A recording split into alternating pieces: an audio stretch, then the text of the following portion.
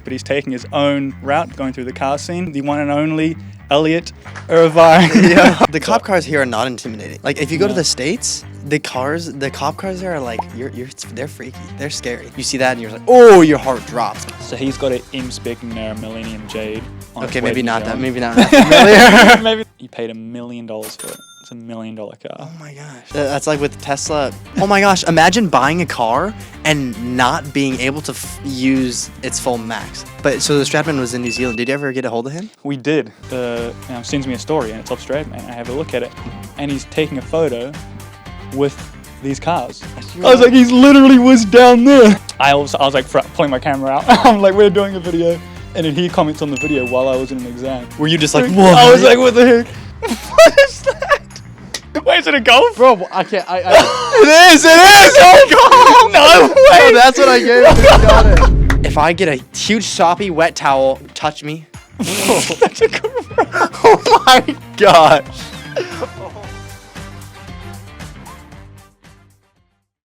We really went from doing a podcast up in the apartment and going to a car meet to now being in the studio for mine. Oh, I know. It's quite the switch up. It was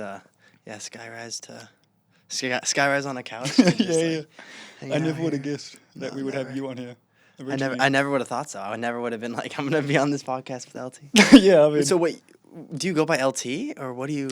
Liustrous. So the brand name is Liustrous, which a lot of people can't pronounce it. So when it came to the podcast, okay, we were like, let's make it easy for them to search and find. And so we were like LT, and in the LT podcast, just kind of the name was simple, easy for people to find. So LT just stands for Liustrous. Okay, but I'll call you LT then. You call me LT. Unless you don't want, because when it's on the Instagram DM, I'm like LT. Yeah. I had some people message me about that, like, oh, why is your brand name LT? Yeah. Okay, I see. That's the brand name. Okay. But I mean, I've never had someone call me LT or Liustrous. Right. But if you want to, you can go for it. LT. I think I did call you that. And what's your? Why am I forgetting your real name? Yeah. Jordan. Okay. Yeah. Well, my handle's Jordan. I just remember being like, I was like the shoes when you introduced me at Oceanic Press. I was like, Jordan shoes. We remember the J's. Yeah. Jordan shoes. That's the one. Cool. But what do you think of the car right here in the Miata? It was good. It was chill. It was it felt like a little race car. Like we're in a little Matchbox car. You literally Matchbox. You feel everything. That's what it is.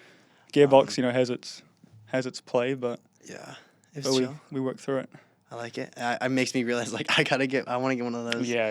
A small car. Automatics, I'm just like, they're too easy to like fall asleep in. Too easy. You get bored and just like literally, I notice times when I'm going downhill, I'll take my foot off the accelerator and it just rolls.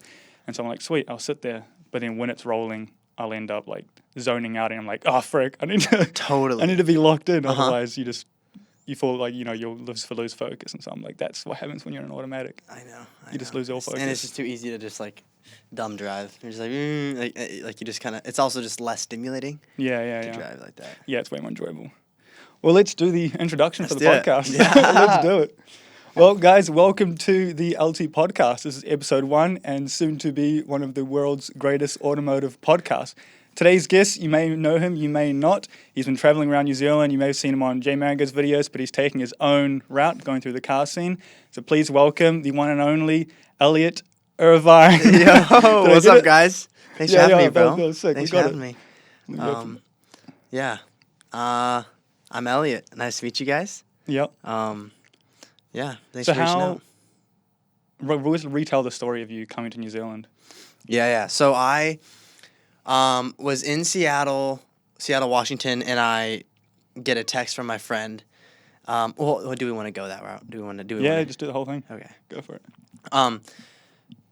So I was in Seattle, Washington, and I realized I was looking for some new jobs, and I get a message from my friend Jmango, known as Jmango, and he says, "Yo, Elliott, do you want to come out and do some video stuff and be my cameraman?"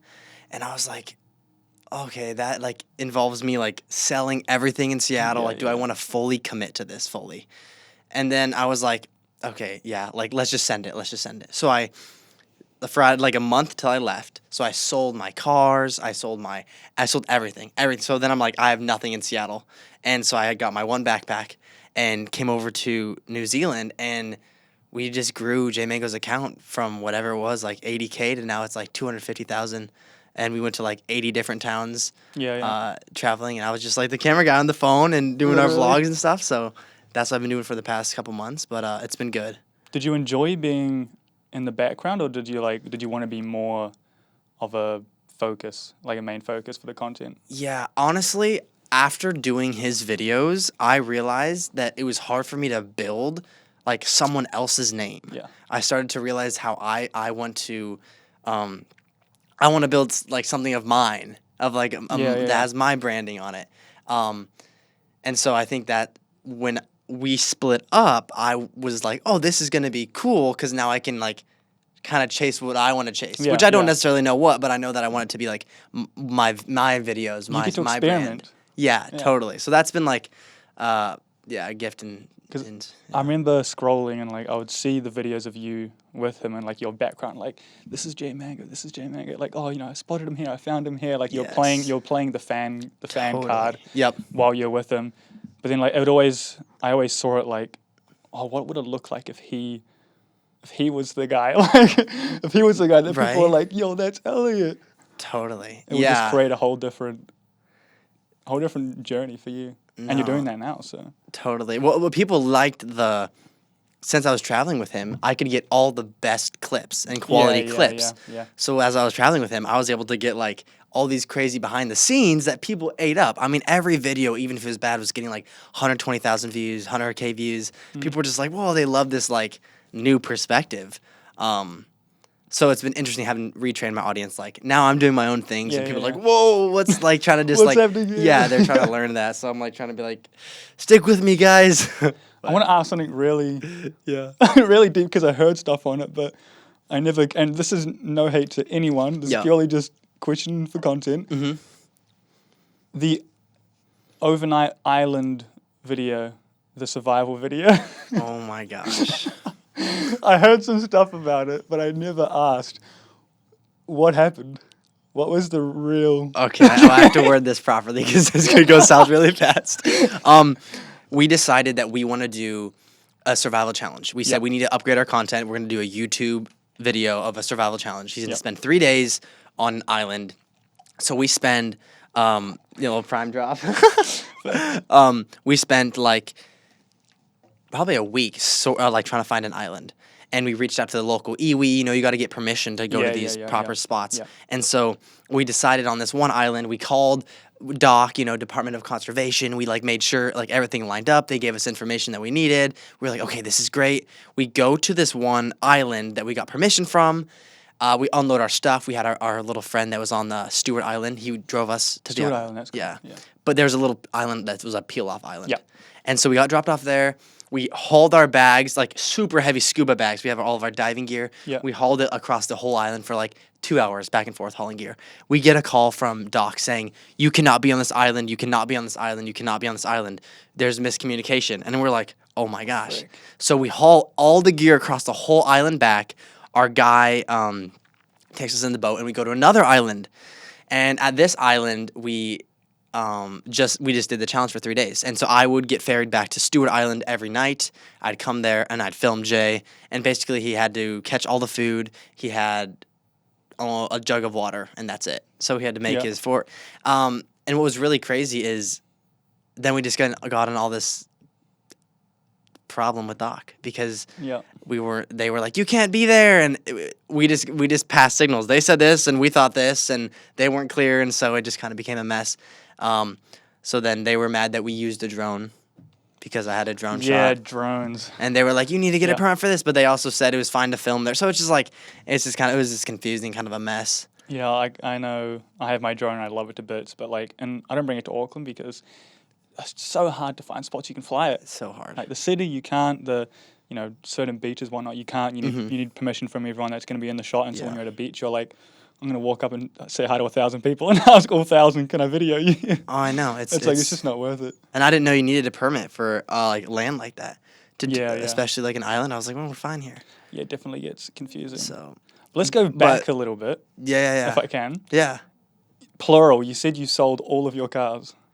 Oh, yeah. Let me...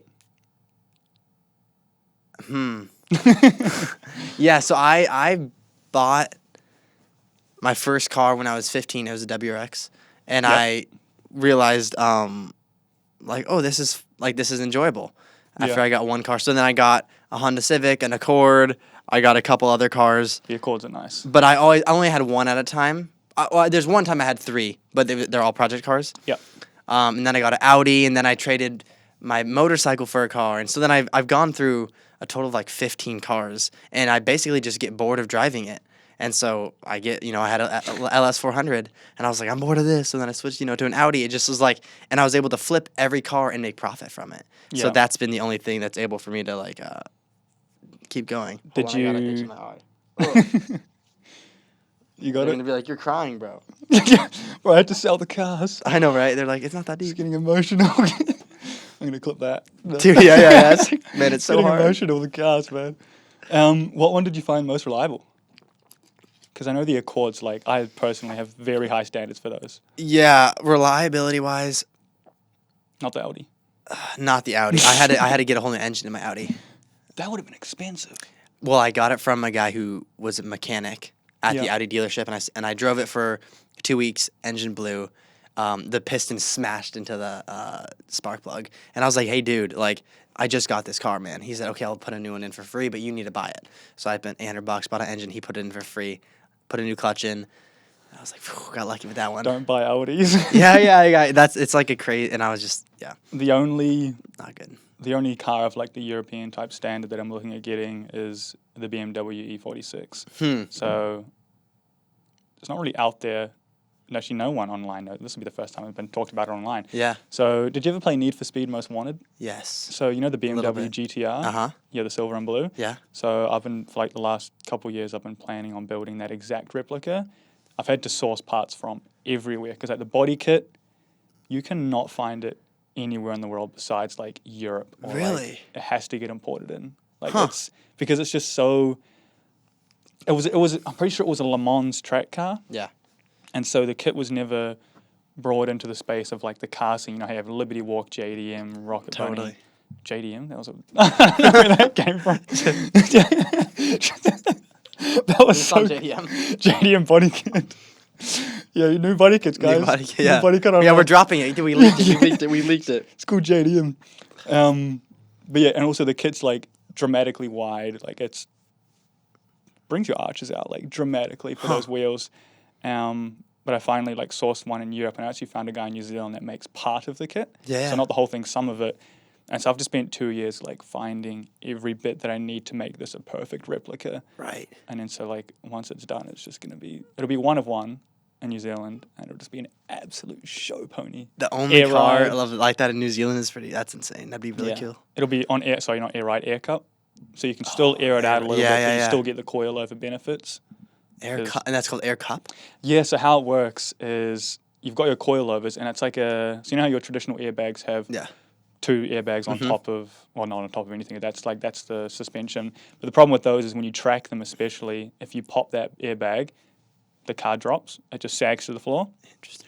Whereas air cup, you get your racing coilover, so you still get the performance from a coilover. Right. But it's a cylinder that goes on top of the coilover Uh-huh. before it goes up into the mounts, and that has its own like compression cylinder in it. And so what happens is when you hit the button, it'll extend and it lifts up the top half of the coil. Yeah. Allows you to lift up the car, allows you to drop it back down. But it still means that like if any of it were to fail, it would just drop onto the coilover. So you would still be running coilovers. Interesting. Whereas airbags, the Totally. moment it pops, whole car's on the floor. So it's actually just a safety, or would you ever air it out to go to just like would you ever air out the bags to just ride on the coils, or is it just backup?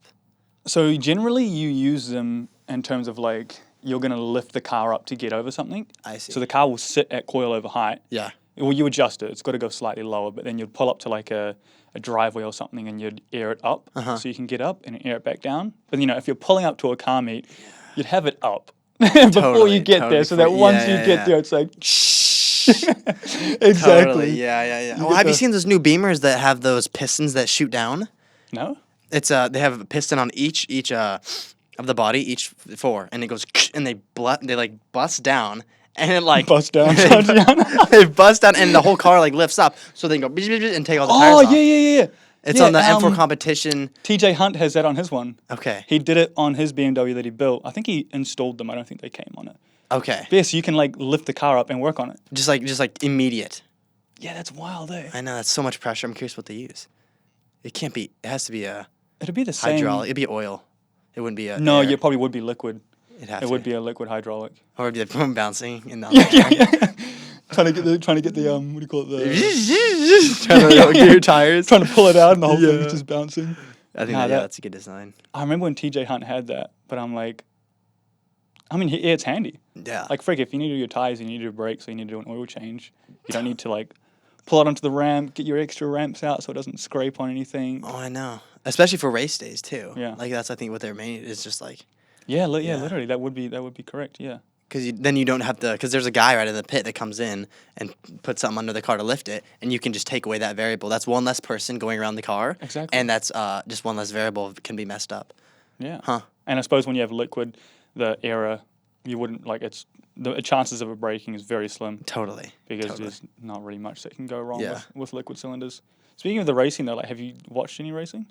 I've watched, like, when I was in Ohio, like, some Daytona, but not in person. Not in person? I've never watched any racing Online in person. Or anything?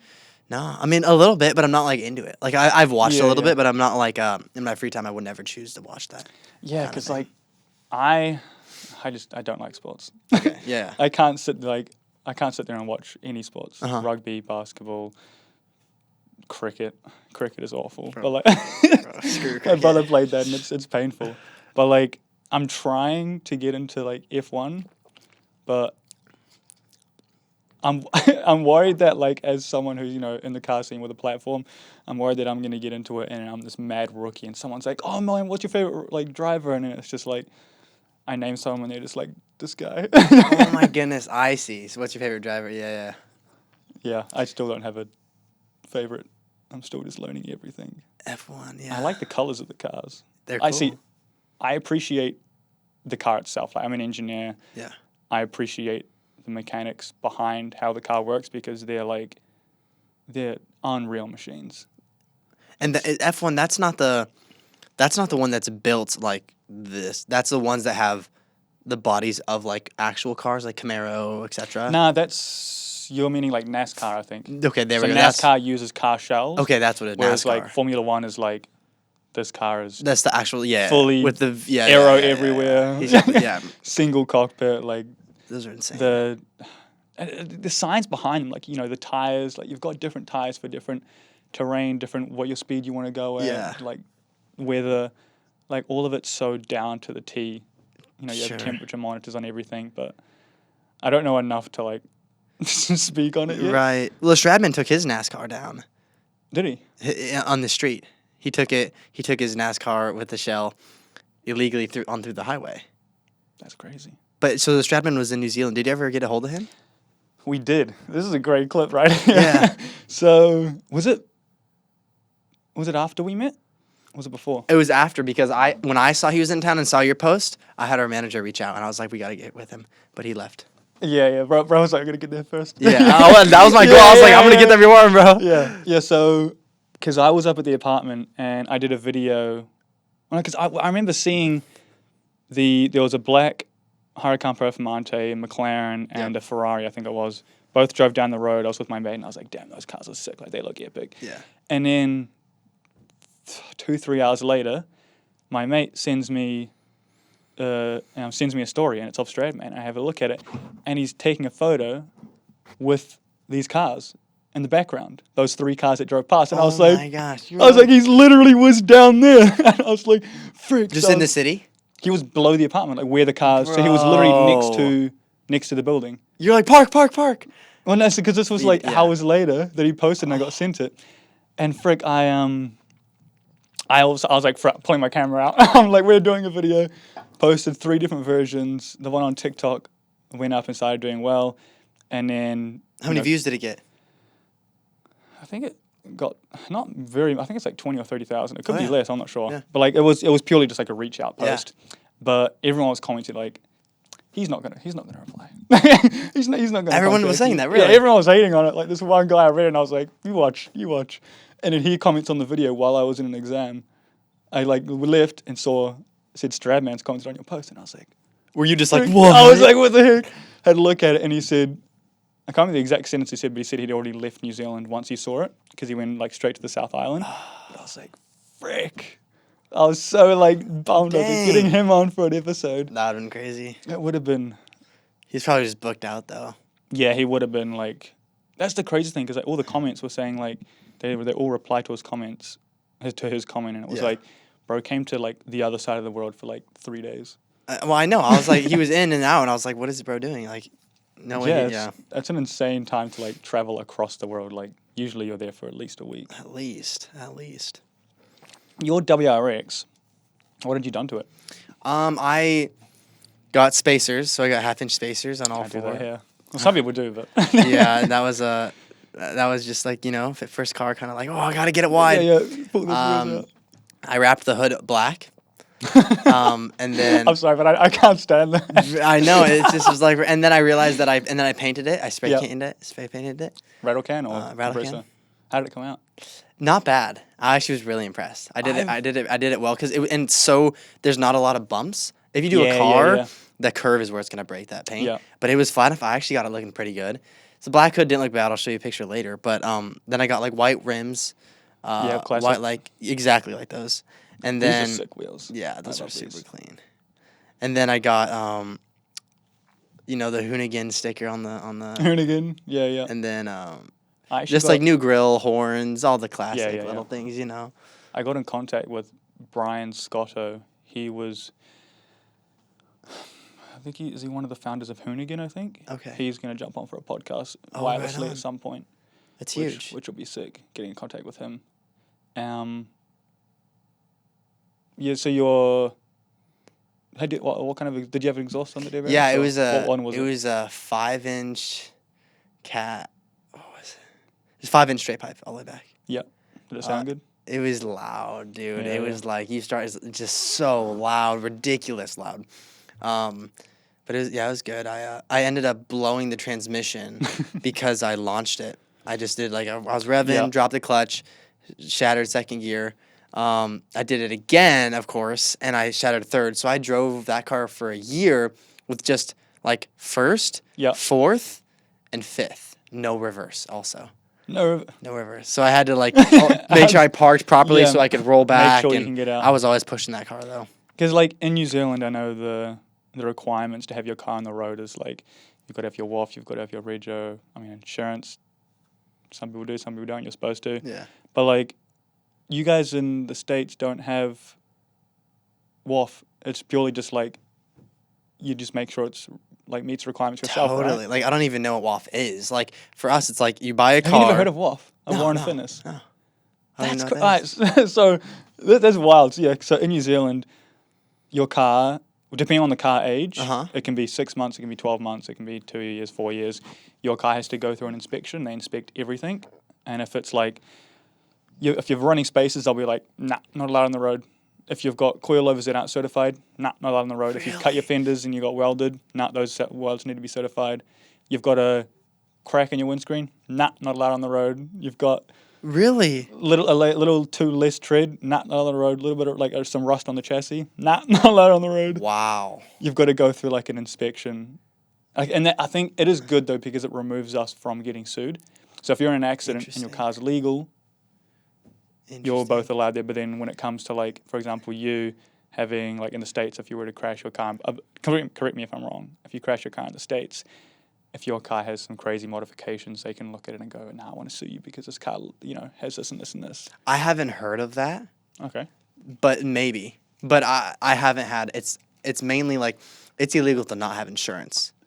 So basically, when you buy a car in the States, here you can just sign something and it's your car. In the States, you got to do the title transfer, and that's a percentage of how much the car is. So I've had to pay $5,000 in transfer fees just to get it in my name. On top of the car? Yeah. That's insane. On top of the car. You can just go pay cash, switch the name. Oh, it's crazy. I know. And it's so a lot of times you write down a lower price on there, so you're not paying as much. But some people are like, yeah, you're buying this car for, whatever, $20K. Then they're like, yeah, a percentage of that. It's like, What if wow. you're picking up like a $1,500 car? Then you just would write $1,500 and you don't have to pay probably $400 in transfer fees. Oh, right. So it depends on the car's price itself. Yeah. But it's just ridiculous. It's like pricey. And then you have to have insurance. And so when people like, we got pulled over the other day or stopped, and he just was like, yeah, license and something else. For us, it's like license, proof of registration, proof of insurance. You have to have proof of insurance. On all my cars, I've never had insurance. So if you say that in the States, it's like, oh my gosh, you've never had insurance? That's crazy. Here, people are like, yeah, that makes sense. I just got lucky. I never just got insurance for some reason. So I got lucky though and didn't have any crashes. But I should have had insurance. That's insane because like I know I've only got a speeding ticket once. Okay. It wasn't even in my car. Really? But it was so stupid. There's a car with a trailer, started going really slow, and so I was like, we're on a long straight. This car's going ridiculously slow. I'm going to overtake. I overtake. I get up to 122 for the overtake, and all of a sudden I see these sirens behind me, and I'm like, where the frick did you come from? Like, you just came out of nowhere. And then pulls me over. But yeah, he comes up and he's purely just, can I see your license? Yeah. That's it. Hands over the license. He's like, does this guy have a WAF? Yep. Sweet. And then I got like it was like somewhere between $200 and $400 ticket. Yeah. And then demerits. But that was the only time I've ever been pulled over. Wow. It was so cooked. I was like, where did this guy come from? Did your heart get going? It's like, oh, it's not Initially, yeah, but then I kind of made a joke of it because like, this is funny. Like, this is the first time I've been pulled over. I see. It was stupid. No, I was speeding. I mean, regardless. But like when you overtake, how much can you not speed when you're overtaking? I know. Like if a car's sitting there going 85 and you're going to pass them going 15 over their speed, you're going to be like really slowly going past them. I know. It's like you have to go over the speed limit. The cop cars here are not intimidating. Like if you go to the States, the cop cars there are like they're freaky. They're scary. How come? Just their build. They're the Ford Explorer. They got a full grill. They're all blacked out. These cars here. Oh yeah, they're black and like they're mainly black with white. Yes. Here they're white with. Here it's like they're just like little like you're just like, oh, these are cute. Like what are you gonna do? Some of these pigs are in a van. They're like, oh, what are you gonna do? Kidnap me? Like these guys are just not intimidating. In the States, bro, you train yourself to look for the certain type of headlights, and you're just like you see that and you're like, oh, your heart drops because everyone I've asked here, I'm like, oh, dude, there's a cop behind you. He's like, yeah, whatever. He's still like, will rev his car. I'm like, what? In the States, it's like, dude, they'll get you. Yeah, I forgot that they're like, because they have black front and back, right, and like a white stripe on the center with police on that. Yes. That's how they run. Uh-huh. Yeah. Actually, yeah, because at the car show we went to a few nights ago, there was the wasn't a 370Z? Maybe it was a 370Z done with like the Tofu Mobile spec, but then made into like a cop car. Oh, yeah. I did see that, yep. And because I know there were cops that had pulled up and they were scanning the area, and then he turned his sirens on, and everyone was like, turn them off, because it's impersonating a cop. Yeah, no, that's big ticket. And there were cops everywhere, so it's going to be like... Don't do that, yeah. Don't turn your sirens on. I'm surprised that he actually turned those on with that many people. Yeah. In the States, how often do you get like... Because I know there's like people can buy decommissioned cop cars in the States, but I don't think you can here. You can't here, but yeah, I was looking at several cop cars. You can get ones that literally just retired, so they look exactly the same as a cop car. So if you're driving on the highway, everyone's gonna pull out of your way. It's too risky for the driver to think. It's just too risky to be like, oh, maybe that's just a normal person. It's like, no, that's too high risk. It's too high risk. So it's like, that's a cop. He's going to pull his gun out. Exactly. And so if I literally you park on the road, yeah. My friend had one. You just park on the road, everyone slows down. It's so funny. That's hilarious. Because there's also the rule with the Morris, what do they call them? The cars that they use for funerals. What are they called again? Oh, yeah, with the big trunk. Yeah. Because there's a rule where it's like the laws don't apply to those cars on the road. Really? Because I could be wrong, but I watched this YouTube video. Yeah, guys, I watched a YouTube video. Yeah. This is where my evidence comes from. Sure. But they brought one, and they took it. They were like, all right, we're going to we're going to break these laws, see what happens. And if they did it safely, they made sure it was properly instructed to where, like, if they're going to run a red light, it's not going to hurt anyone. Right, no one's going to be coming. Uh-huh. But every time they got pulled over, the cop would be like, can you you were speeding this much, or you went through this red light, you went through the stop sign. and they'd be like, oh, the rules don't apply to us because we're in this car. And the cops would be like, that's stupid. Like, that. Why would you think that? That's a dumb rule. And then they would go to their car, do like the whole inspection, and it turns out the laws didn't apply because they were driving one of those cars. Because there might be a dead person in there, and they're like, we'll give them a break today because they lost their bro. Yeah, and like, or something. I don't know how it works, but like it blew my mind the fact that you can. Like, I don't know if it's all over the States. Sure. That's the car you need to get to do some shenanigans in. Yeah, literally. You just gun down the highway at 200 and they pull you over and it's like, hey. Like, hey man, like, bro's dead in the back. Bro's dead. It was his death wish. Yeah, oh my god. Go 200 down the motorway. Hilarious. What were the cars you had? You had the WRX, you had the Accord. I had the WRX, I had the LS400. Oh, yeah. I had 2 BMWs, 2 Honda Accords. I had a Focus. I had 2 Audis or 3 Audis. Bro's forgotten. Yeah. Wait, 4 Audis. 3 Audis, yeah, 3 Audis. Your bike, what bike was it? I had several. I have 2 125cc little dirt bikes. Yeah. And then I had a CBR 750 and then a Ninja 600. I actually got in a crash 2 years ago on a head-on. I was coming down. How are you alive? This bike. Oh, bike to bike. Bike to car. Oh, okay. Head on. It's like I've never heard of bike to bike. Bike to car. This bike was not road legal. This was a little stunt bike. This was probably it was like this big, little stunt bike. But I was like, I just bought it. I went out, took it out for just the test ride. The tires weren't certified. I didn't have any lights on it. Like, this bike's fully illegal. Yeah. And I'm riding this down the highway, and this guy has a yield left turn but doesn't yield. So I'm coming, and then just like head on, dude. I'm going 40. He's going 30. For what? What's that? 80. We hit bang, or that's 70. 70 kilometer hit. So we hit 70 mile an hour. So so that's like. That's fast. That's like 90, 95 kilometers an hour. Yeah, something like that. So we That's smacked. a freaking smack. I shoot over his car. Did your legs hit the handlebars? Yeah. Smacked him, and then I shoot over his car. And this is one of the bigger intersections in the state, in Seattle area.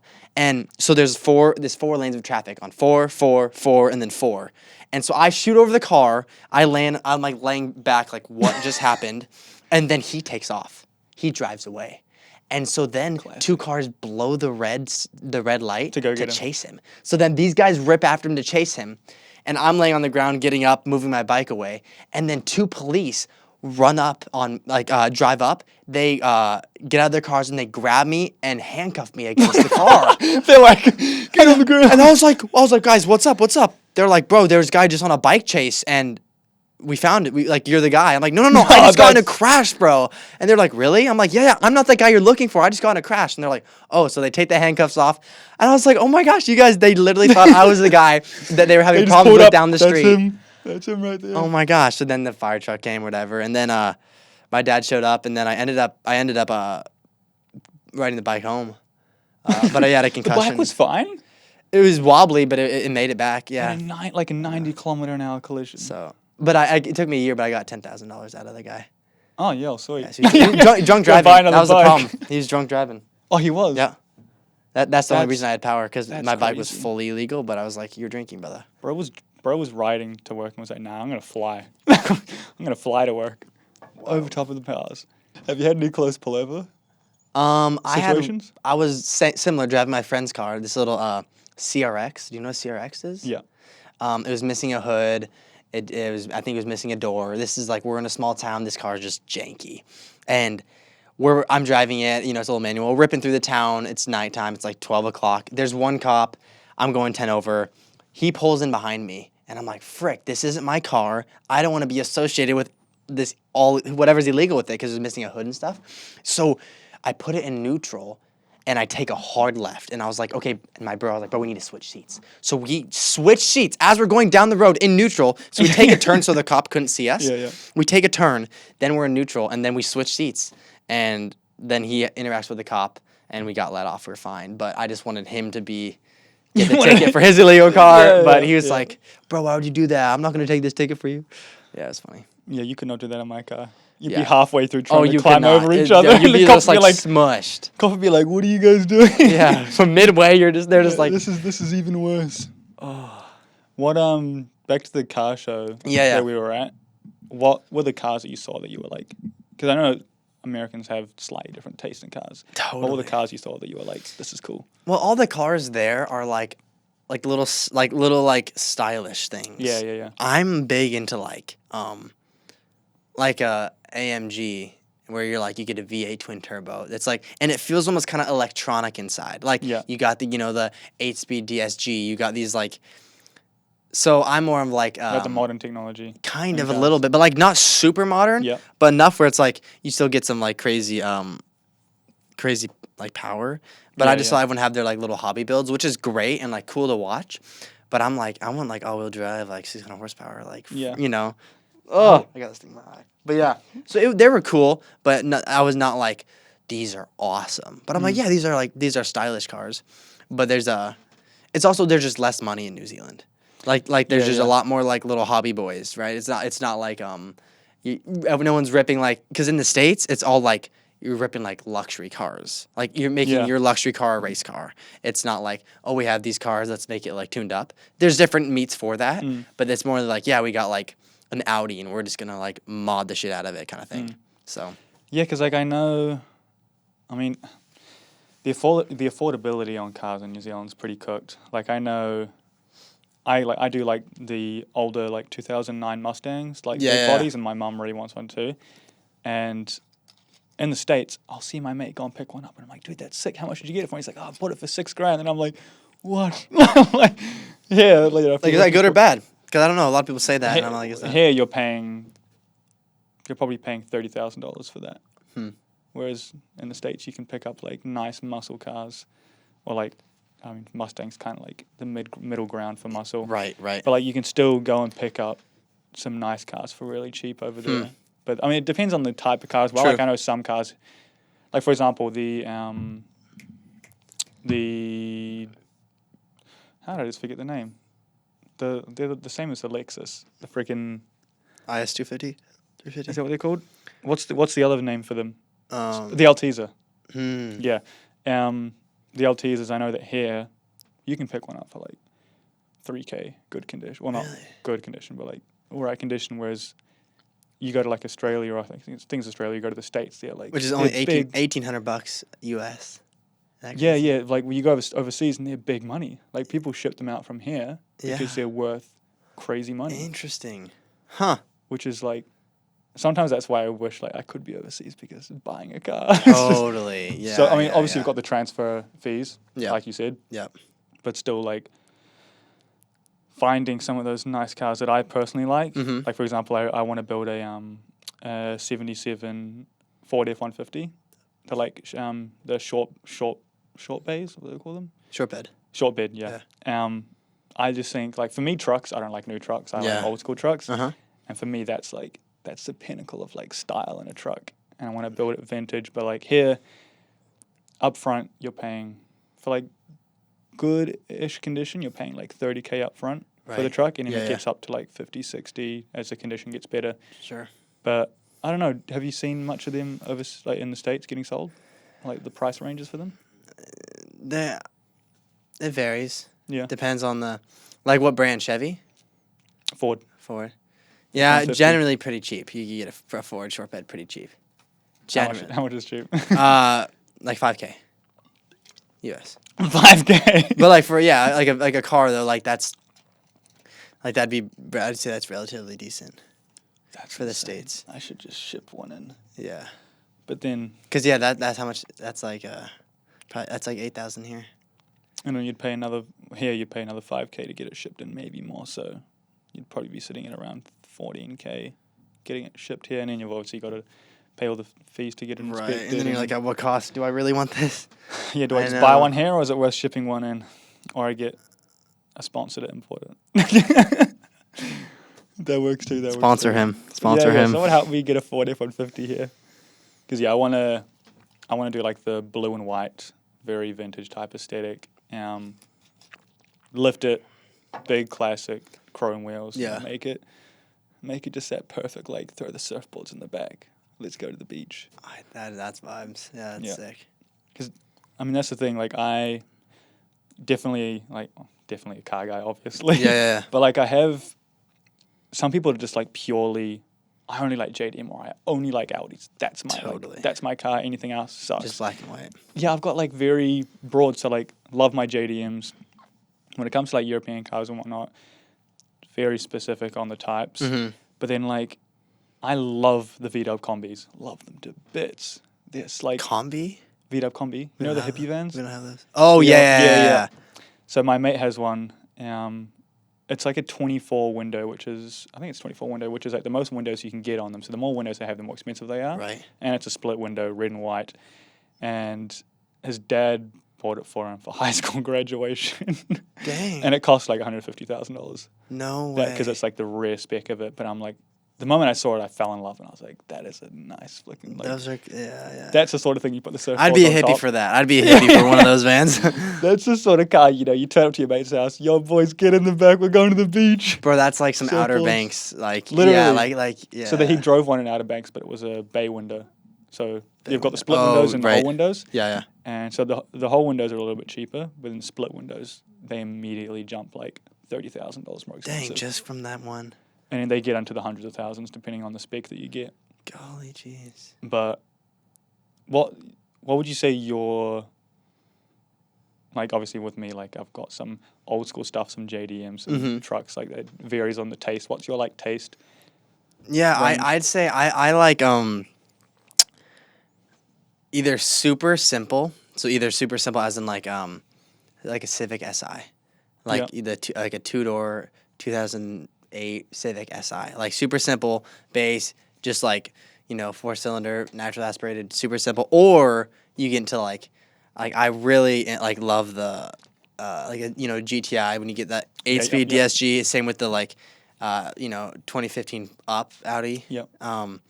But just that newer like V6, because you guys don't have Audi S4s here. I don't see a lot of, because that's the supercharged V6, and I don't see a lot of those here. I hear people talk about them a lot, but I don't know them. I don't know Audis well enough to say whether I've seen them. Because it's funny how rare they are here. In the States, it's like you can't get away from them. Everywhere, yeah. But here, it's like you can't find them. But yeah, the newer tech with the Audi S4 stuff with that.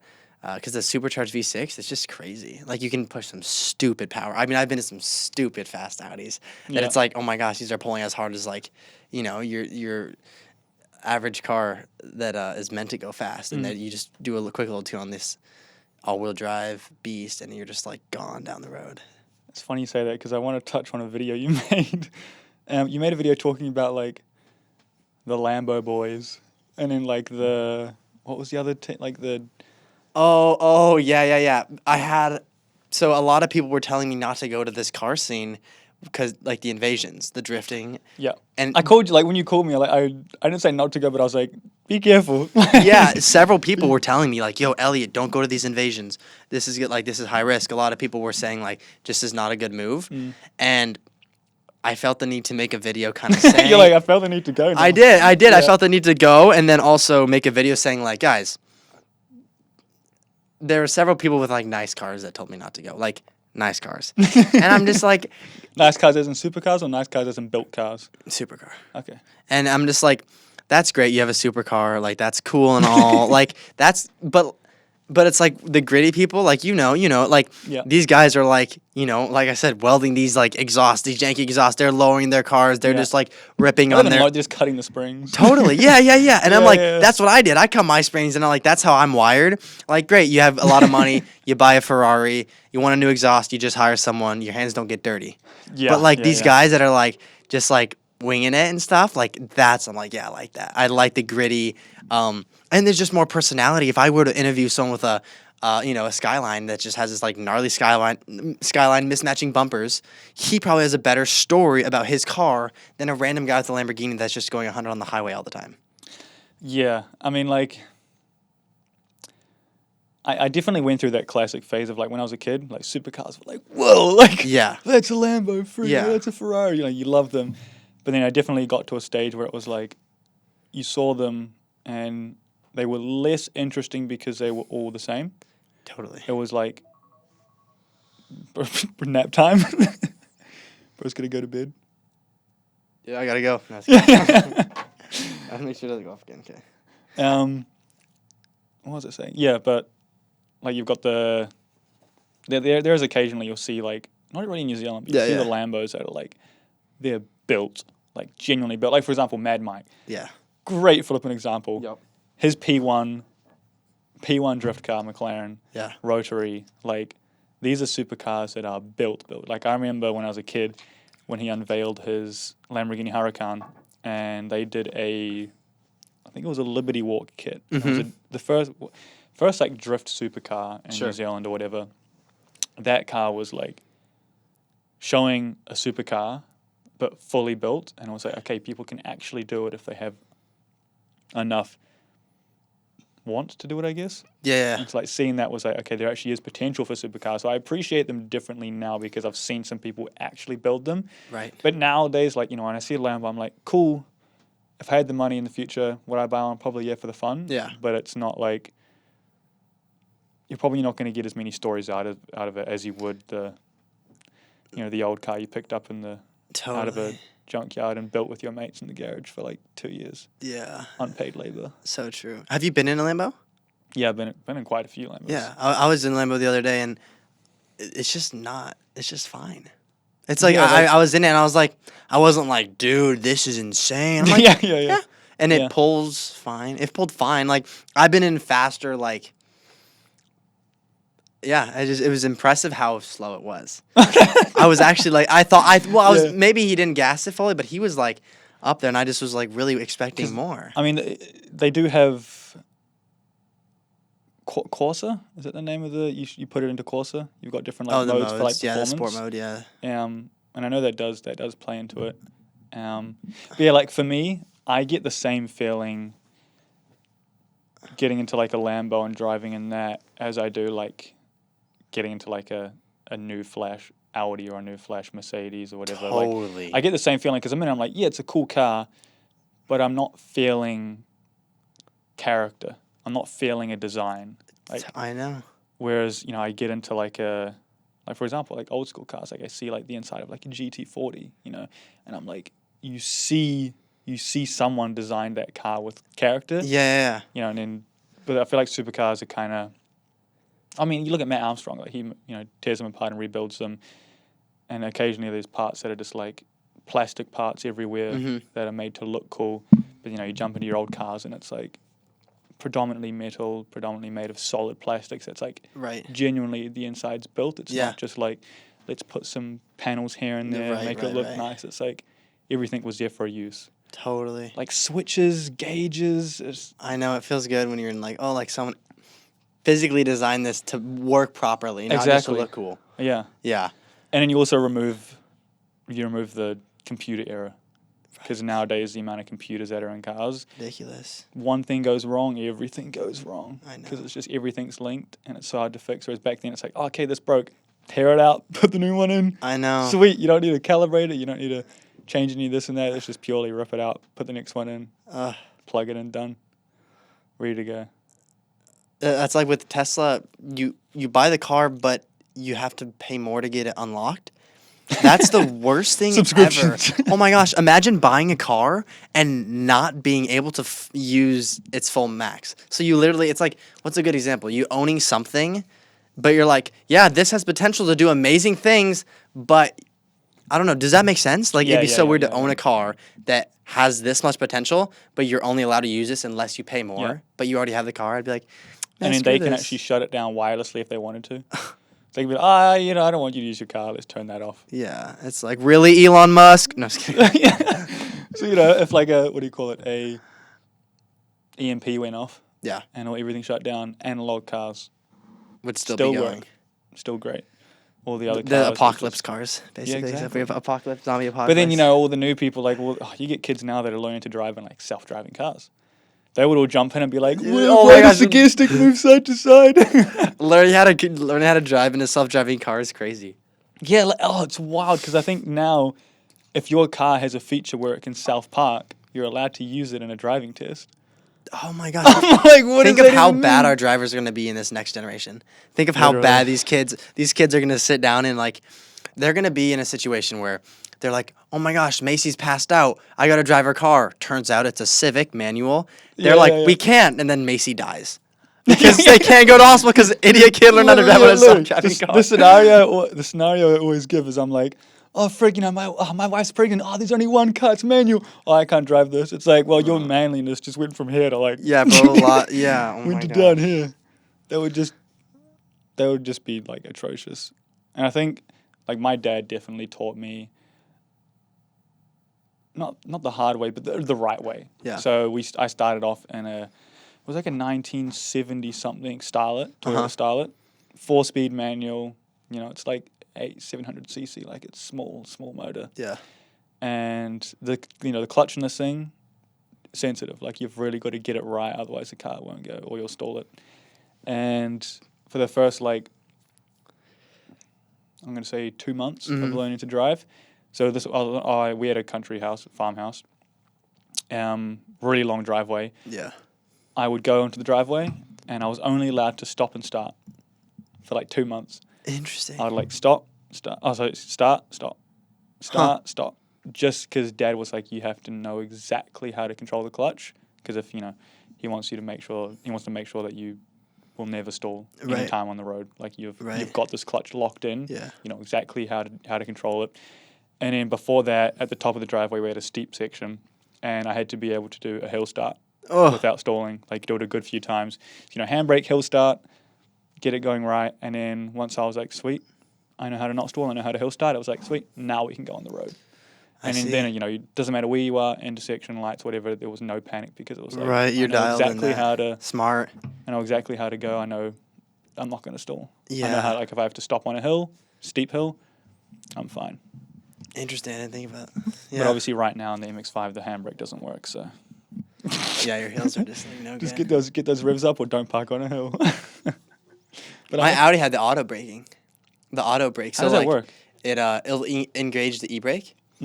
Because it's a button, so and so you will just it feels the hill, you go neutral, you're fine, and then once you put it in gear and once it feels the clutch, once you release the clutch, once it feels starts to bite, it goes takes it off, and then you can take off. That's so dangerous, man. Because not dangerous as in the moment you get at the moment everyone's driving cars that have that, and you jump into another car, they're just gonna roll back and crush the car. I know, behind them. I know. If you get used to it, then you start to. Yeah. I was doing a road trip in an Accord, and obviously this one's automatic. One of the newer models, really nice model, VTEC, Tiptronic, and coming down to a hill where it's quite a long, steep hill, and I was just like, yep, I've got it in not autopilot, where it sets at speed. Is it called autopilot? Cruise control. Cruise control, that's the word. Had it set to cruise control. But it controls not going slower, but it doesn't control when it goes faster. Right. And so I was sitting, cruising, not really focusing too much, sitting on this long straight going downhill. And it's 100 k's and I look up and the car's now going 120 because it's the roll is picking up its speed, but it doesn't control that. Yeah. And I looked at it, I was like, frick, I'm going starting to go real quick down this hill. Put the brakes on because, there's heaps of cars on this road. And I was like, I didn't know that on cruise control, they didn't control going too fast. Right, it's purely just when you slow down. So that's another reason I don't like auto. Yeah, no, that's so fair. What's the conversion to miles per hour to kilometers an hour? What's the fastest you've driven? Gone in a car? I haven't fastest I've gone in a car. Yeah. What's the conversion? I gotta figure that out. In kilometers an hour, not very quick. Probably one. Probably 190 or something. Not very fast. Speed isn't the biggest deal for me. Some people they get the adrenaline in a track. Yeah. Absolutely. I want to feel all of it. But when I'm just building a car or driving a car, my goal in mind isn't is my car the fastest car? I'm more of I'm a show pony person. Yeah. I walk up to my car and I'm that looks sick. I want it to drive well and I want it to be fast, but I'm not worried about am I getting 1,000 horsepower out of this motor? That doesn't really bother me too much. I'm sweet, I'm getting good power. It's heaps of fun. I can track it and enjoy the speed. But I'm more interested in, aesthetically. Sure. No, that's fair. Which, I don't mind either of them. On track, love going quick. I love the performance of a car. I love feeling and really knowing, the fact that this machine is going faster than it should, Yeah. working it at insane limits. But Yeah. for me personally, when I'm driving, it doesn't hugely bother me. Yeah, sure. That's fair. Because on this invasion I went to, normally in the States, everyone's... When you switch locations, because there's 8 different locations for this invasion. Yeah. Everyone's like you're driving and then you just like, whoa, people are ripping. Yeah. People don't do that here, which is surprising because I was like waiting. Everyone trains, like follows each other at, easily 190 kilometers an hour, cutting up the highway. No, people don't do that here, which is interesting, which I found surprising. That As in, like, don't do people that. stick together here? Well, like, no, just like people don't go at high speeds on the highway. Yeah. I thought there'd be more in the States when you switch locations. You stay as a group on the highway, and then you just like tear up the highway, and you're just like, kind of like here we all or nothing. Kind of like you better just hope there's not a cop, and if there is, you're going. Yeah, because I was gonna say like, is it a risk to reward ratio here? Because I feel like in New Zealand, the moment you cross over like the 30 kilometers over the speed limit, your license is gone. Like if they catch you going 30 over. That's same in the States. Same? Yeah. Okay, so I wonder why it is. I think people just are willing to take that risk.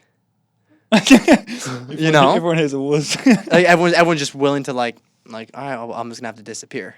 If you're in the right car and you get a cop, you're just like, see ya, bud. You know what I'm saying? Yeah. Maybe people are just, but yeah, I don't know. Yeah. I honestly couldn't say, like, I mean, I'm not someone that does that. The only time I've ever, like, enjoyed the thrill of a car that I'm not like... See, that's the thing. I don't really like to enjoy the thrill of, like, high speeds. I like to enjoy the thrill of just going slow to quick. Right. That period of time. Sure. Yeah. So, like, for example... Up to the speed limit. Yeah, up to... Yeah. Up to the speed limit, within some room. Yeah. But my mate Andy, he owns Importify, so he exports cars to the US. Okay. So, whether it's Lambos, Ferraris, a lot of GTRs, like a lot of them. Yeah. I found a GTT in Napier for him and bought that, and that got shipped to the US, but I had it for a little bit. And I went to go do some videos and photos with it, taking it out to go shoot some content with it. And I thoroughly, like, probably the most fun I've had in a car. Like, it's not a built car. It was stock, turbo stock. But... the enjoyment of, like... And it was also auto, but weirdly I didn't care with this car because I personally love the Skylines, like the R34s, 2 doors. I love them to bits.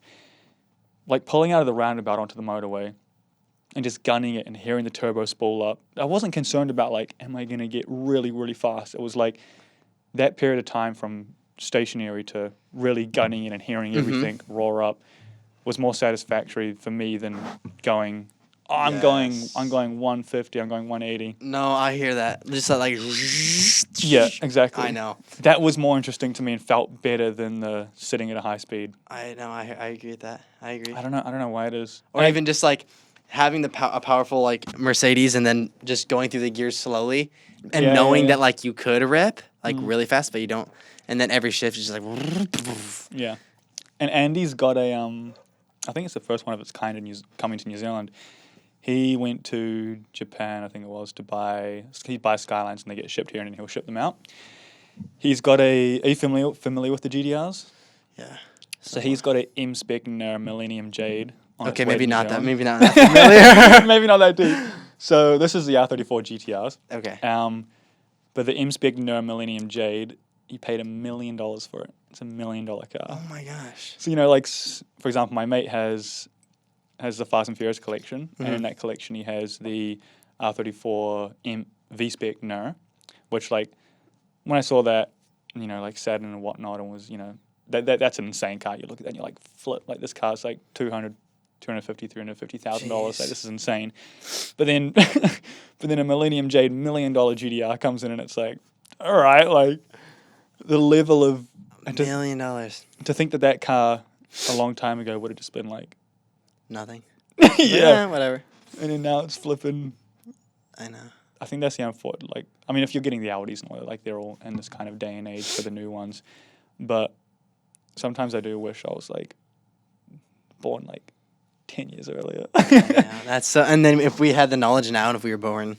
How our garages would look... We'd be looting. They're like, "Why?" Dad's like, "Why are you keeping this car?" You're like, trust me, Dad. Give me 50 years. Trust me. Yeah. Because I mean, like, my mate has had so many cars. He talks about like the Silvias, the Skylines, everything, and it's, to be like, oh yeah, I bought it in high school for like $4,000, and I'm like, now it's worth like 50. Bro, it's like investing in a stock you got lucky in. It literally like, and people still think cars is like not worth investing into. Like people still hate on it, but I'm like, have you not seen the evidence? You've got an M-Spec Millennium J selling for $1 million. Like, yeah, obviously you've got to keep them in good nick, and you've got to maintain them. Yeah, but I can't lie. Yeah, I wish the prices of cars that they are now just was back. I know. It'd be so nice. I feel like it's all happened after like Fast and Furious and whatnot. Like after those movies started happening, and like the car scene and those JDM builds became very mainstream. Yeah. I feel like that's when the general public became more interested in JDM cars and Sure. modifying them to where it's like the want for them increased that price naturally. Especially like, Paul Walker driving the GDR did huge works for like the prices of GDRs. Right. Like you were able to get them cheap, but because he drove it and he dies and then franchise blows up because, you've lost this amazing actor. It then just opens up the market to where everyone wants a piece of it. Everyone wants a taste of that movie. Yeah. So now everyone's like, yep, I want that Integra. I want that Silvia. I want that. You look at the Charger. Sell a feeling. Exactly. Yeah. You look at the Charger, the 69 Charger. Mm-hmm. Those are worth mega bucks here in New Zealand. I don't know what they're like overseas, but to do one of those, like in the movies, Toretto just had one and, crashed it, just bought all the parts and fixed it up. Or got another one. Here it's like, okay, sweet, I want to buy one fender. It's like, all right, you're paying mega bucks. Sell some savings. Yeah, sell your kidney, get that shipped in. So why don't you want to go to, we call them takeovers in the States. You guys call them invasions. Yep. What makes you not want to go to those, like when they, drift around in the intersection? I don't personally see any benefit for me in those environments. I'm I love my car being on display. I love people seeing my car. Yeah. Like at the show we were at, my car was next to the Fast and Furious cars. Yep. Kids and people were taking photos with it. Like I love that to bits. I love people seeing it. But I just on track, absolutely, but like on the streets, I don't have any interest in it because I think for me, it equates to carelessness. Okay. Like I like some people there genuinely love the car and genuinely care for the car, but I think I've seen too many things happen where someone is in like their dad's car, someone else's car, really just don't care for it because not enough. They're not like for me. I think there's people that are actually car people that genuinely like them and genuinely want to build them, and there's people that like the attention that cars gives them. I see. They get attention from the car, but they don't actually like the cars. Because like for me, if I really like a car and I own it, I probably don't want to put it into a situation where it's going to crash. Right. I just probably don't want to. Yeah. So like, with like my Miata, for example, like it's not the cleanest Miata, but I love it to bits. And so I don't want to get it into a situation where it could get hit. It could, get taken from the cops or whatever. Like, I just don't, like, if I love the car that much, I don't want it to be in that sort of environment. I'd prefer to bring my mates over for a barbecue. Yeah. Bring one of my cars in the driveway, work on them, have some food, have some fun. Like, I prefer that. Like, working on them with the mates, doing the videos with it. Sure. The shows and the events, great. I'll pull it up and I'll put it on display. But in the moment, like, it's in an environment where people are heavily using their cars, going ridiculously fast in slow areas, and it's like my car's at risk, and I love my car too much. So what if you weren't in your car? I still don't have interest in it. So if a friend said, "Well, I'll drive," and just so you just to watch it, just to be like see the environment. So then there's like no risk in you. The only risk is like if you were to like run out and jump on the back of their car or something crazy. I love the professional drift side on like track, but I feel like if I went to one of those things, like if my mate was like, "Hey, let's go," I'm probably just going to be walking through the parking lot, looking at cars and inspecting how they've been built and seeing what designs people decided to use. Right. I'm probably not going to be watching them racing or like watching them do burnouts. I couldn't care less. Hmm. I couldn't care less if your tire pops when you do a burnout or Right, you right, go right. real quick down the road. Don't care, but I'd rather go and look at the ones that are parked and be like, oh, this guy decided to, use these harnesses. Oh, that's cool. Oh, he decided to, run this kid in this Sure, way. interesting. Oh, he's body molded it. Oh, this is cool. Like, he actually put some effort into molding this body kit, and it Yeah. looks really nice. Whereas the car that, does the burnout and shoots down the road, don't really care. Doesn't interest me at all. Yeah. I almost think it fuels like this like kind of like rebellious kind of like Yeah. this like ooh like let's drift in the like this whole like kind of like villainy vibe because everyone's like they call the cops pigs and they're just like everyone's oh pigs are here and everyone leaves and then they shift locations when the police come and it's people love it. I think people love it, and I've started to like it. It's fun. It's like if I'm not the driver, especially right, because I'm in the car. Just like last week when we went, I'm just like we got pulled over, and it's like there's just so many cops, and it's just you're just like oh, like it's just yeah, it's like this crazy. I think it's like I was saying. It's the attention that the car gives. Yeah, the cars give an opportunity for high attention, and people thrill on that.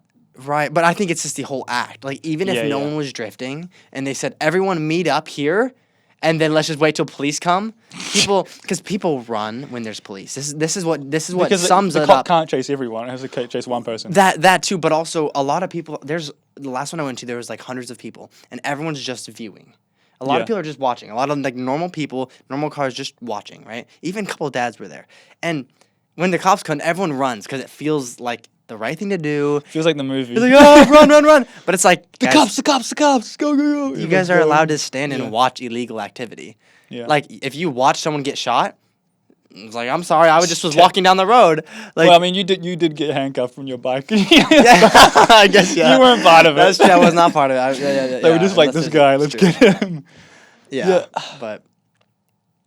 Like, I understand it, but I would just much rather either be like road tripping the car, or just taking the car out with like let's just say 4 of my mates have their cars, go for a cruise somewhere, go and park them up, heaps of fun. Yeah. Or be in the garage, working with them with people.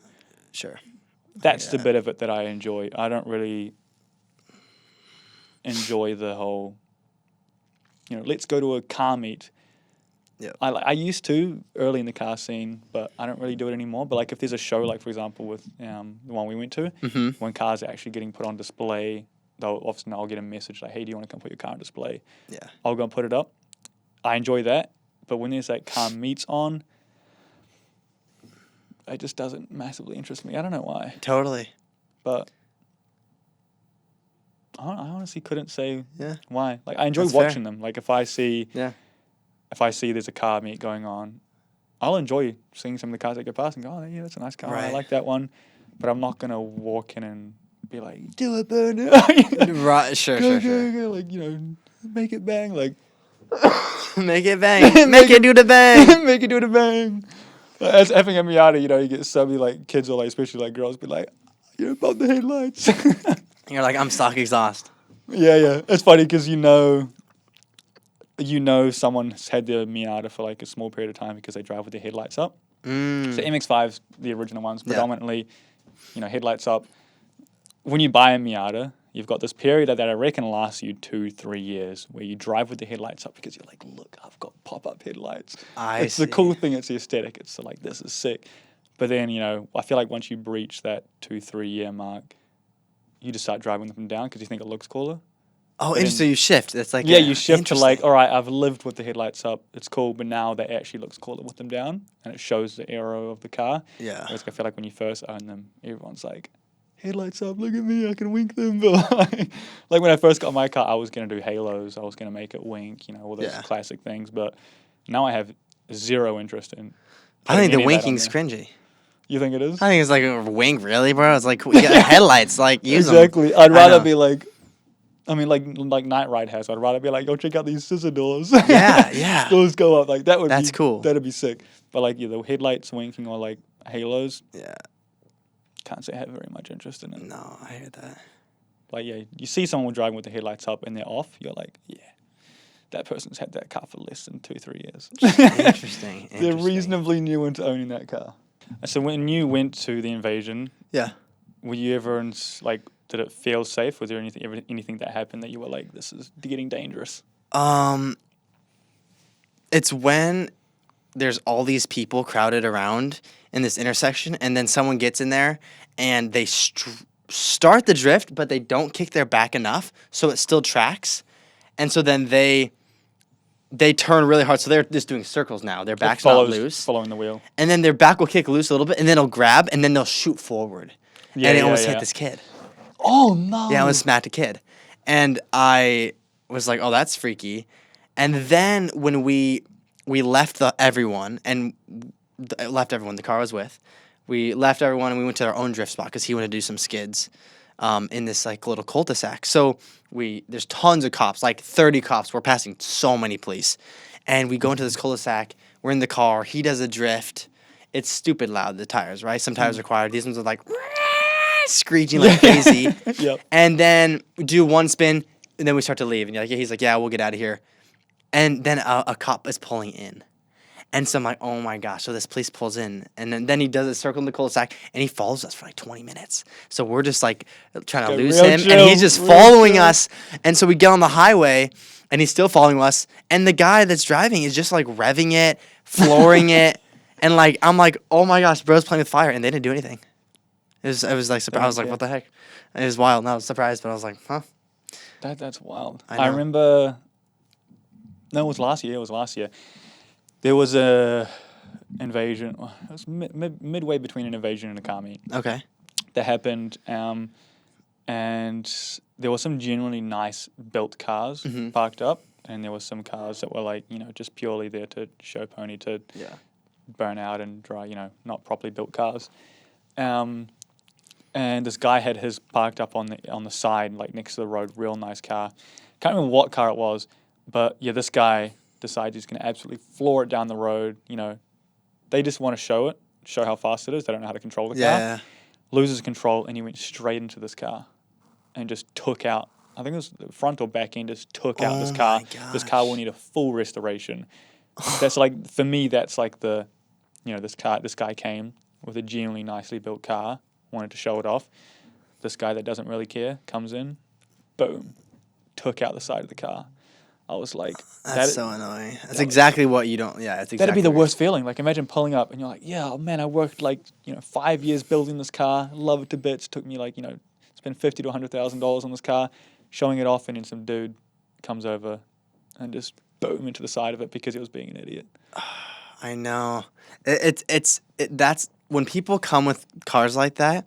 They have, when they're pulling in and pulling out is when they're like, oh, I can make my car loud here. Yeah. So that's when it's the highest risk. Is showing off is the highest risk because when people leave, they want everyone. They have from where you leave to where people can't see. They have that long to impress the people, right? And then you just go chill. I know. And then when people come in, they're like everyone's first impression. They want to like. That's when the riskiest stuff actually happens. Is when you're in a parking area and they have like 100 feet and they're like, let me just floor it here to like kind of show off my exhaust and how quick it is, but they're going like 40 miles an hour with kids and people just standing right there. It's like, geez Louise. That's when the highest risk is, when the people feel like the need to show off in their little sections. I was going to ask, in the States, there's a lot more muscle than there is here, right? A lot more muscle cars. Yes. Challengers, Chargers, Hellcats, freaking Demons, yeah. Like old school muscle as well? No. Not as much? No. Interesting. No, all newer stuff. Like, I forgot it. Like, I haven't seen a Challenger here. A Challenger, Hellcat, There was Demon. one at the car show we went to. Really? The black like one. I'm pretty sure you made a comment, look how wide it is. Oh, no, my other mate did. Yeah, there was one. So you remember when you made the comment of like With a Hemi? Did it have a Hemi in it? I'm not sure if it was a Hellcat or if it was just base Charger. Because I haven't seen Hellcats. Sorry, not Charger, Challenger. Challenger. Wait, we're talking about Challengers or Chargers? Anything. Charger or Challengers. I'm not seeing like any. There's a good few of them. Really? Like the newer? Yeah. Huh. There's actually quite frequently, there's like car meets of like just Challengers. Interesting. Like I've been to like a nice like farm style cafe, you go and get some lunch, it's by the beach, and then there'll be like 30 Challengers pull up to make this big lineup, and they just have their own crew. But now there's a lot of them here, Yeah. but they're probably a lot pricier than they are in the States. You can probably get one a lot cheaper over there. Yeah, I think that's right. So I think here they're considered to be luxury. If you get a Charger or a Challenger, they're considered more luxury. A luxury, interesting. Whereas when you're overseas, it's probably... Yeah, it's weird how that works, because I know... obviously, like, all the JDM cars had to be imported to New Zealand, and so, like, the rarity of them here, they had to be willingly imported. They weren't just, like, shipped here for the sake of selling. It was like someone wanted to get it here. Yeah. Whereas I know in the States, they would have just shipped them there purposely for sales. Right. Like, they probably would have shipped in, 10,000 units or whatever. Sure. Get them sold. Whereas I feel like in New Zealand, the older, like, JDM, nicer cars, people were more like, I want this. I've got to get it shipped here. Yeah. I think my dad got his first car shipped here when he was a kid. Dirt cheap back then, that's for sure. Oh, I bet. No, I bet it was way cheaper. Oh, yeah, here's a good question. Yep. 5-car garage. 5-car garage. You can have anything. What are you putting in it? McLaren Senna. Straight to the supercars. That'd be the one. Yep. Golf R. Yep. That's the all-wheel drive, like 310 horsepower. Golf R, and then I'd have AMG. Yep. I forget what model. I don't know if it's the V8 bi-turbo. So Oh, yeah, the bi-turbos. So you're very much four-door. like Europeans and... Yeah, so it'd be that, and then I'd get Audi SUV. It's the one that is the same as the Lambo. They have the yeah. the Same motors? Or the... What's the name of it? Are you meaning like the V10s and the Lambos? But Audi has the same body style as the Lambo. Oh, But right. it's the SUV version. Oh, as the But Urus. Same Yeah, body shape as uh-huh. the Urus, Lamborghini Urus. Yeah. I'm not familiar with what that one is. Well, yeah, they have the big V8, the biggest Audi they make, but it's like the S version or whatever. Yeah. So that'd be like family car, and then is that 4? Senna, Senna, the Golf, or the Golf R, the Audi you Mercedes. just mentioned, and the Mercedes. Oh, yeah, 4. One more. and then Trackhawk. What do they look like? I can't remember what they are. Oh, you guys don't have those here. It's a. Oh, do you guys even have Jeep? Yeah, every white girl with blonde hair wants a Jeep. Wait, do you guys? Not even kidding. But like a Jeep Cherokee. Do you guys have the Cherokees, the SUVs? Oh, let's have a look what they look like. Because the Trackhawk yeah, we do. It's a Hellcat motor. It's a V8 supercharged. Yeah, we have those here. Oh, let's have a look at the Trackhawk. I think those are some of the coolest SUVs. I don't know if I've seen one. I just don't think I look out for them enough. It's a Hellcat. As I said, I'm like the older. It's Yeah. a Hellcat. Interesting. I haven't seen one here yet. You'll know when you see it. Yeah. All right, mine. Yeah, what's yours? All of mine are going to be old school. I have one supercar that would get into that garage, and that's the Lamborghini Murcielago LP640. The original Murcielago, gated manual. It's the last manual they ever made. That car is astonishing. Like, that amount of power in a gated manual, old school scissor doors, not covered in all these vents like the new Lambos. Yeah, It was yeah. just smooth body. Just smooth. Phenomenal looking car. And they sound like Formula One cars. So be that. Definitely the Le Mans GT40. Yep. The originals. Yep. I just think those cars, like, if you straight black them out and lower them, Yeah. they look Money. insane. R34 GTR, 100%. Classic. I love that car to bits. Have to put in the built Ford F-150, the 77. Yep. I love that thing to bits. And then last car, what would I have? I don't even know what I'd have in that last place. I know there'll be something that pops into my mind. Or we could add another hypercar and go like Koenigsegg. Yeah. The original old Koenigsegg's. Yeah. Or I would have like a Datsun 240. Oh yeah. They're like, the thing I like about those is they're a middle ground between like muscle and JDM. Yep. Because you look at their front end and they're kind of shaped like a muscle car. but then they're built JDM. Yeah. So I do personally really love those. That'll probably be my 5 car. Yeah. So a lot of very old school. I don't know, something Yeah. about those original designs. I think I'm just hooked on the newer stuff, how it handles. Yeah. Just how it like you just get in and you're like, whoa, this feels tight. My problem with that is, do you feel like if you have like a new Aldi and, you know, amazing performance and you can just absolutely gun it on the road, do you not feel like you don't feel enough of the car? So when you really push it, the car doesn't tell you when it's too much, if that makes sense? Well, the thing is, it's smart enough that when you do push it, Mm. it's not going to be too much for it. Okay. Like, it knows, you know what I'm saying? Yeah. Like, it'll be like, oh, open up exhaust. Okay, do we need more cooling? Okay, turn up fans. Overheating, temp gauge. Like, it'll get It you. monitors everything. Yeah, which is nice. But I do know what you're saying is, like, hearing the engine and, like, feeling like, okay, I'm feeling gears and, like. Yeah, you know but- exactly what the motor's doing. You're like, yeah, Totally. that's slightly too much, or like, I need to, you know. But then, yeah, the newer stuff, you're like, I float as many times as I want. It'll scream at me if it wants me to stop. Like, it'll let me know. Yeah. Huh. Weird question. Yeah. Are you good at drawing at all? Drawing. Yeah. Not really. Not really? Because I did bring a whiteboard. I was gonna, Let's try it. I was going to be like, we should do a challenge. Let's and do it. Try to Let's like do it. draw a car and guess, the other person guesses what it is. Okay, bet. Let's do it. Drawing challenge. Here we go. I need to make sure that. All right, he's going to draw first. Try to draw. Yeah, I'll draw first. All All right, right. so we're going to do like. Frick. All right, yeah. This is going to be so ass. All right, you ready? Okay. You're familiar with JDMs, right? You know enough of them. Enough. Yeah. But, like, if you give me you should be able to get this. Frick. This is going to make it look like my artistic skills are. Yeah, I have some good autistic skills. Autistic skills? Autistic. Let me bring this mic over. My autistic skills are going to come out.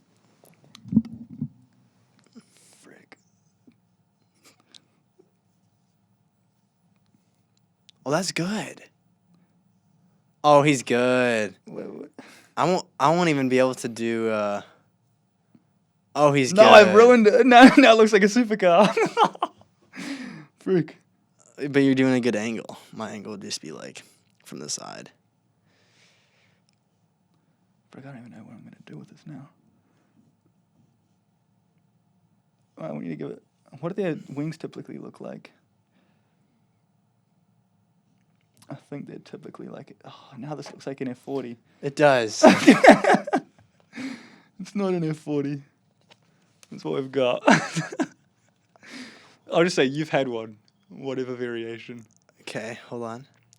Oh, Lexus. No. Hold on. Hold on, wait a minute. I've had that? Wait, Hold on. Wait, this is, Add some more. Add something else. wait. They typically have like a. WX. Yeah. Was it that? Did that Yeah. do at the vent? That I tried to do the bug eyes because I was like, the bug eye is Oh. going to be the most significant.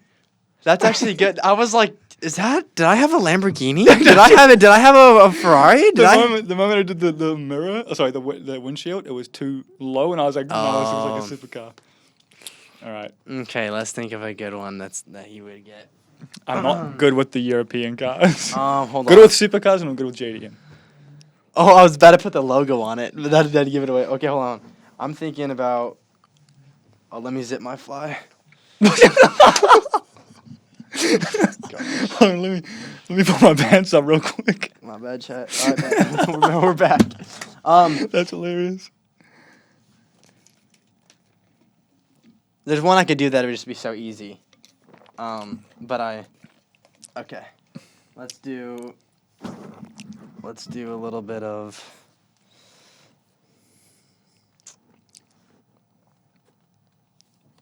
Okay. If you're watching this, viewers, try guess it before he's finished in the comments. Try to guess it. Here we go.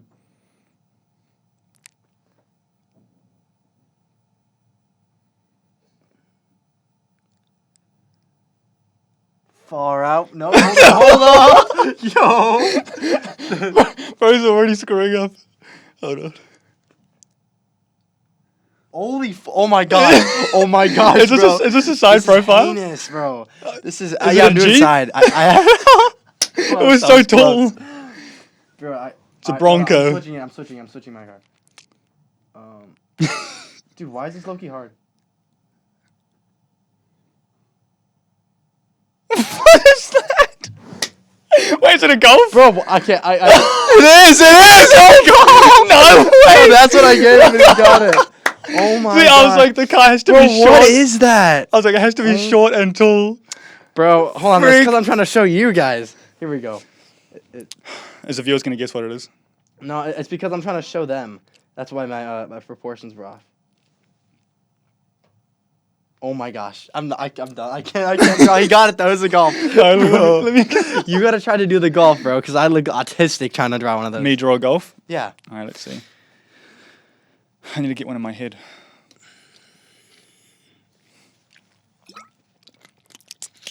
Kind of like those, like it's kind of buggy.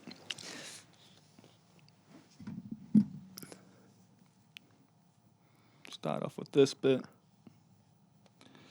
And they definitely go into more of a rounded.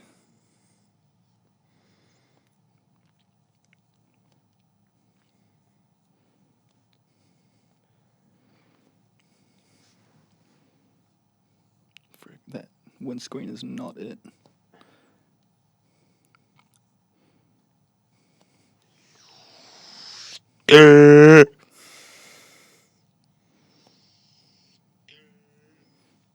What the heck was that? What do they have on the? Do they have the? 4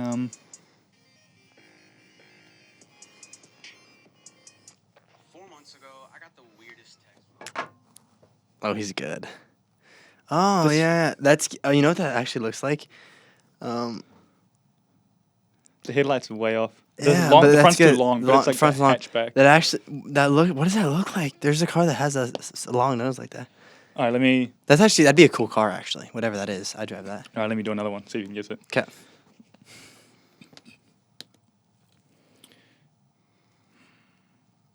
I'm gonna do side profile.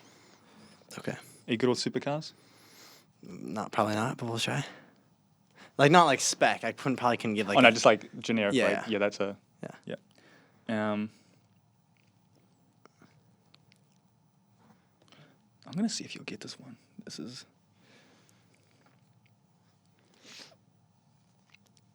Where did you get these wheels? CNC wheels. Sent them to me. They sent them to you. Yep. Like just singles Yep. to sit in the back. Yeah, for displays. Yeah. That's pretty sweet. They reached out And I reached out to them. and they said yeah. Yep. They're a great partner. Bugatti. It actually does look like it, but it's not. Okay. Audi R8. No. It does look like that too. Oh, Audi R8. That's what I would have changed the Oh yeah. That's what I would have changed the Koenigsegg V10, those are for. The sweet. original Audi R8s. I Yep. love those. Lotus. Nope. Bro, that's a R8, brother. Have you seen a R8? Oh. Frig, how do I? That's a R8 scoop. They have that scoop right there.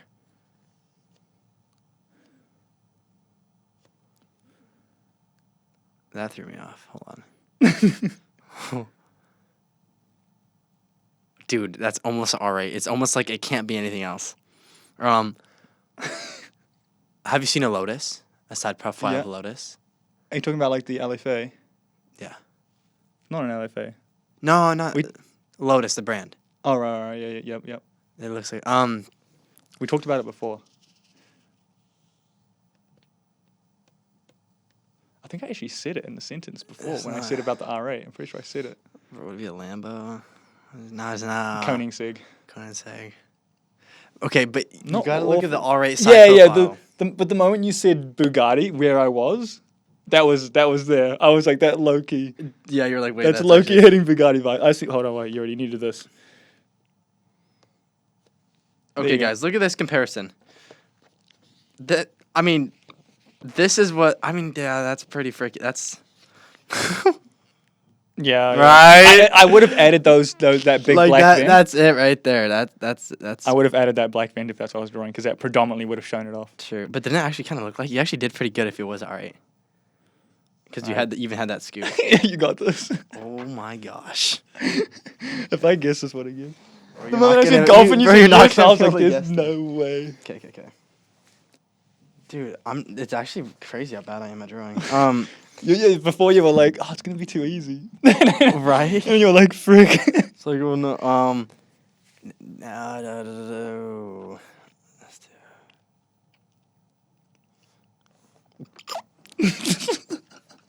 Bro, sure. It feels like a kid show. Like, Elliott can't draw. Each time bro draws one line and he's like, that's done. I'm finished. Oh my Wait, gosh. show, wait, show. This is, I'll just. Oh my gosh, my mom would be not proud of me right now.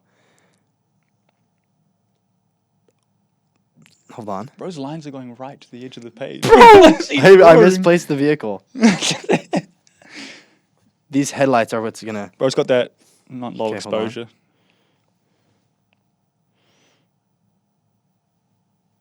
Okay. Hold on. And then they got a little scoop here.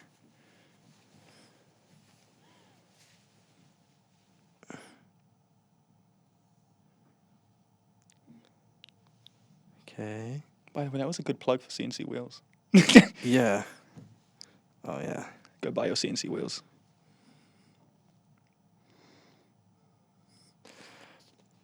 That's not awful, but that's all you get. It's a Jeep, isn't it? That's a good drawing.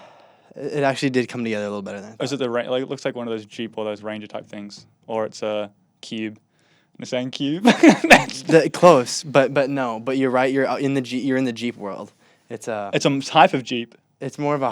Here, I'll try to add it. I'm not going to be able to name it if it's a type of Jeep. No, it's Wrangler. no, it's not that brand. Oh right. It's more of a. I'd say like almost luxury. Oh, is that a G-Wagon? What's another expensive SUV? Like, what's another pricey SUV right now? Bro's just drawing circles for wheels. The door handles, yo. It's just enough door handle to like have it be acceptable. Facts. Like it gives the illusion. That is giving G-Wagon, especially those straight door cuts. It really is. Frick. Ready? I don't know. I said Ranger. Oh, Range Rover. Range Oh Rover. no! How did I not get that? Yeah. Honestly, just this front end is really Good. The headlights were good. You did a good job with the headlights. because they have that kind of like stretched look. Yeah. All right. Range Rover. Would you rather give up toilets or showers? Shower. No way. Give up a shower, yep. You can go to the toilet in the shower.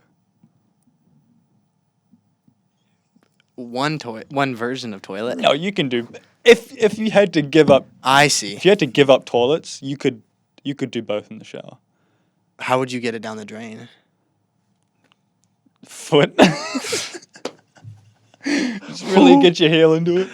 It'll work. That actually wouldn't be bad. You'd But then pull how the you- you'd pull the drain and then you just. What's your plan for like showering if you give up showers? Well, really, see, for me, I'm. See, I just See, for me, don't I just don't shower. No, I think if you get a wet enough towel, I Yeah. guess you're right. Actually, it would be that. But now I'll play devil's advocate, and if I was gonna take away showers,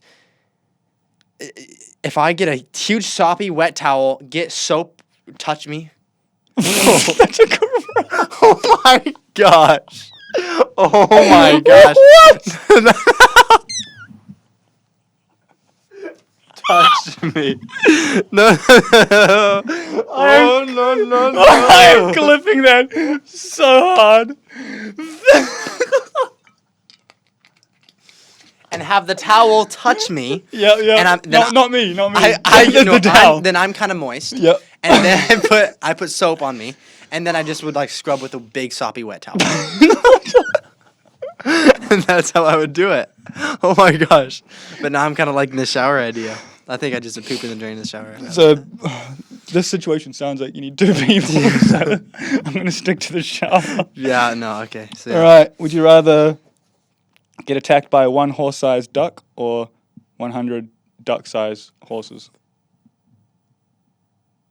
What? So One you've horse? got a duck that's the size of a horse. Okay, That's gonna attacking attack you, me. or you're going to get 100 horses that are the size of ducks. 100 horses that are the size of a duck. 100 of them. Yeah, because I could step on them. Yeah, I feel like if you just flail your feet and just kick, you're going to get out of there. But that duck, have you ever been bitten by a duck? No. Have you ever been bitten by a duck? No, I haven't been. I mean, like, It doesn't like hurt, a but little like, peck. but like, I feel like if that duck was the size of a horse, it's going to do some damage. That's a big bite. All right, no, that's the question. Do you reckon, like, all right, what's the biggest animal you reckon you could take on 1v1? Probably a mountain lion. A mountain lion? Yeah. 1v1? Yeah. I've thought it through.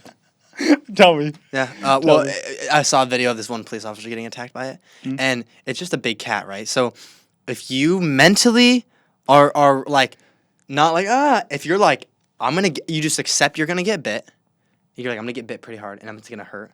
But you need to just be like, I'm gonna manhandle this thing, because in the end, it's just a cat. Yeah, it's gonna bite you, but if your mental switch is like, this thing's gonna kill me, and then you just get like into it and aggressive, and you just like go for a sec and just go ham. Just go Samson I think on for it. sure. But you're just gonna have Take to. that jaw. Yes, you need to accept like it's gonna freaking tear me up pretty good, but you'll just, if you have a mentality of like, I'm gonna just like get in it. I think you could manhandle it for sure.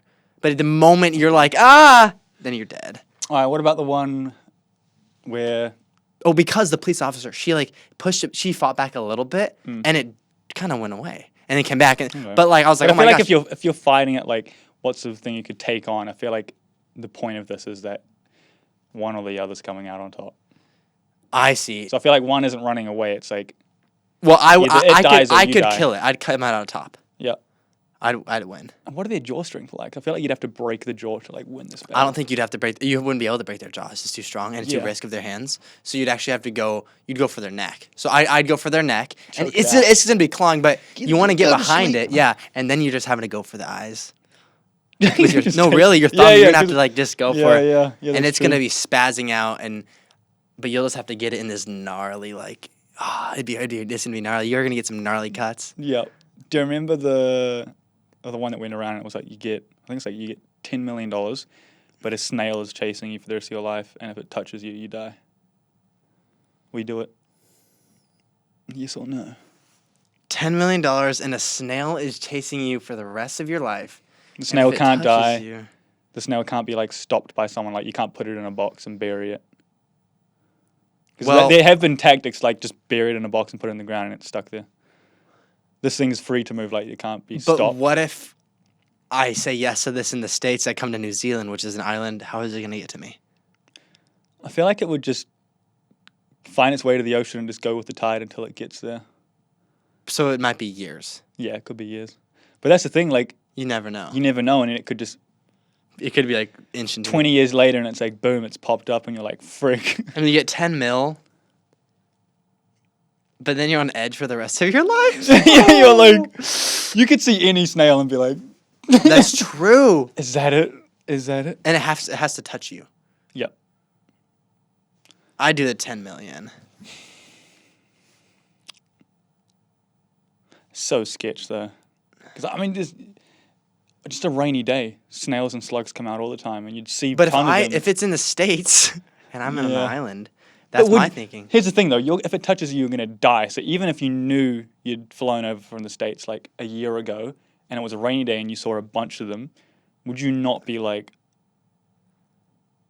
I panicking? just would walk away. Because you're like, it probably is in the States, but you're like, could be one of those.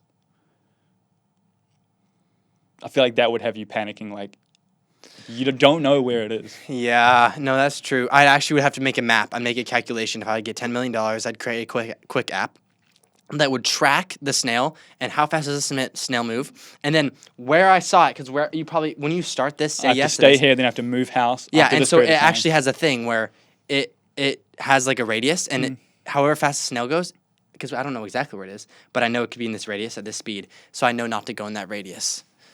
Okay. Yeah. Yeah, you could calculate the time period for With it. $10 million, you could spend $1 million, make a crazy app that just that be like Spend 10 million on the app and Yeah, you this- just get nothing. yes. Oh my god! You just made an app for 10 million. And you still might die from a snail. Yeah. Would you rather have like $1 million now, or get $100 for the rest of your life every day? $100 a day isn't much. $100 every single day. That's like below minimum wage. Oh, I could. I'd rather get $1 million.